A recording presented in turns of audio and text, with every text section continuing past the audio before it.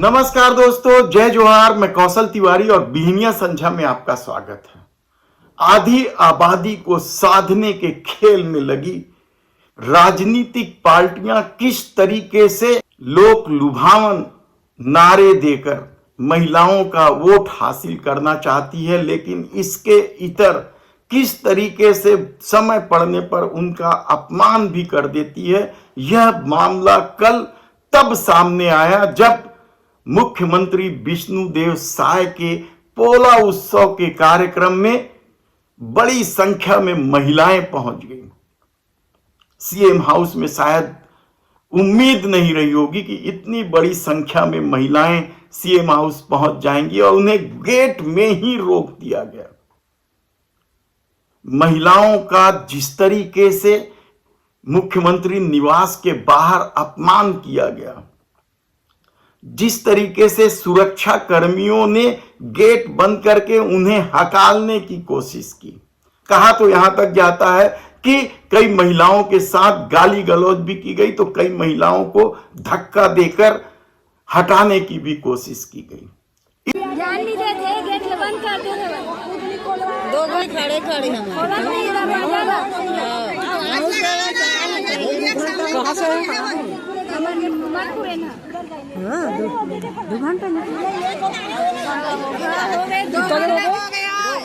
इस अपमान को लेकर महिलाएं किस तरीके से उद्वेलित हुई, यह एक अलग मसला है।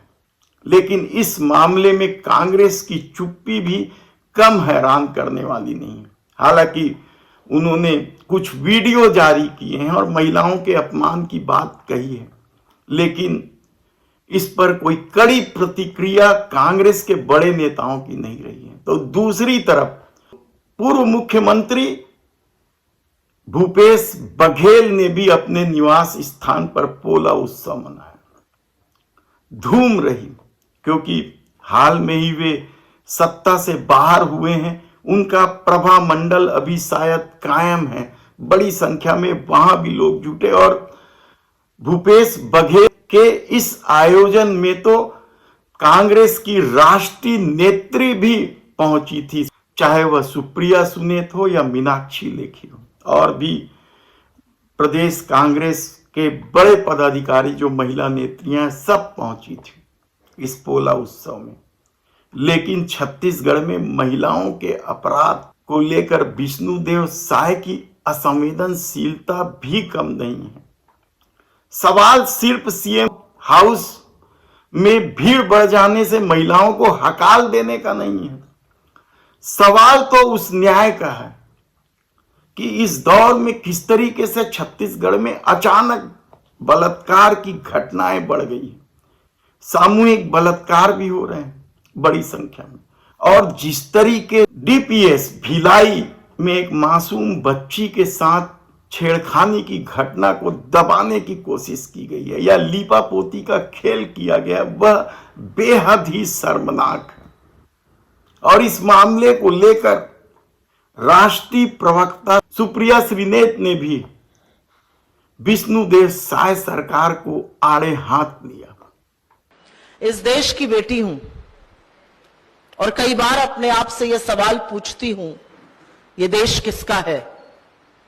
क्या यह देश आधी आबादी का है? क्या इस देश में औरतों का कोई हक है? क्या इस देश में खेत में काम करने वाली अनपढ़ मजदूर, स्कूल की नाबालिग बच्ची, दफ्तर में काम करने वाली महिला, बस में चढ़ने वाली गृहिणी और यहां तक कि अस्पताल तक में कार्यरत एक डॉक्टर सुरक्षित है?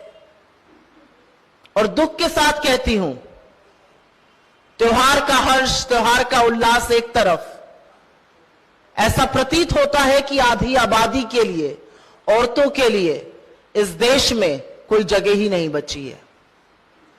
आज पूरा देश आक्रोशित है, आज पूरा देश आंदोलित है और होना भी चाहिए। जिस तरह की जघन्य घटना बंगाल में हुई, जो विभत्स तस्वीरें सामने आई, जो हैवानियत और दरिंदगी हमने देखी, वाकई में रूह कांप जाती है। लेकिन मैं उसे निर्भया 2 नहीं बुलाती हूं। कितनी निर्भया चाहिए इस देश को, कितनी निर्भयाओं की कुर्बानी होगी जब यह देश जागेगा, जब सत्ता का संरक्षण खत्म होगा। मैं सिहर उठती हूं जब मैं बदलापुर के बारे में पढ़ती हूं। मैं वहां गई, 2 छोटी 4 साल की बच्चियों का यौन शोषण और उस पर लीपापोती की कोशिश, और इससे अछूता आपका छत्तीसगढ़ भी नहीं है।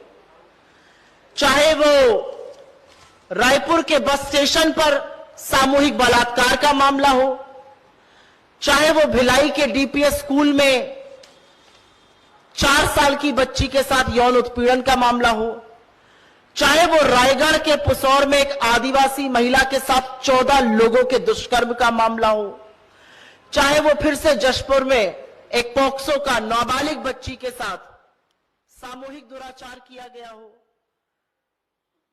कोंडा गांव में एक महिला के साथ जो दुष्कर्म किए गए, सामूहिक दुष्कर्म, छत्तीसगढ़ भी इससे अछूता नहीं है।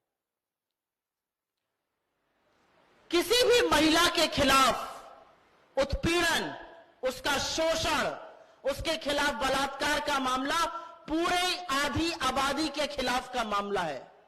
और ये सभ्य समाज पर धब्बा है, आप लोगों पर धब्बा है, पुरुषों तक पर धब्बा है। धब्बा इसलिए क्योंकि आपके घर में बेटियां हैं, बहन है, पत्नी है, मां है। सुप्रिया सीनेत ने जमकर विष्णुदेव साय पर आरोप लगाते हुए यहां तक कह दिया कि वह अपराधियों को, बलात्कारियों को संरक्षण दे रहे हैं। हालांकि इस पर भारतीय जनता पार्टी की भी प्रतिक्रिया आई है और उन्होंने कुछ आंकड़े पेश करते हुए यहां तक कह दिया है कि भूपेश राज में महिलाओं के साथ अत्याचार के मामले ज्यादा हो रहे थे। लेकिन इस आरोप प्रत्यारोप के बीच क्या डीपीएस भिलाई की उस मासूम बच्ची को न्याय मिलेगा? या जिस तरह की घटनाएं बढ़ रही है बलात्कार की या दूसरे अपराधों के, उसे गृह मंत्री विजय शर्मा रोक पाएंगे? अब तो यह बात चर्चा में आने लगी है कि रिमोट पे चल रही डबल इंजन सरकार के गृह मंत्री कानून व्यवस्था के मामले को लेकर पूरी तरीके से फेल हो गए। तब सुप्रिया श्रीनेत के आरोप और उस पर पलटवार से क्या महिलाओं का जो अपमान का खेल हो रहा है या महिला अपराधों में जो वृद्धि हो रही है वह रुक पाएगा? धन्यवाद।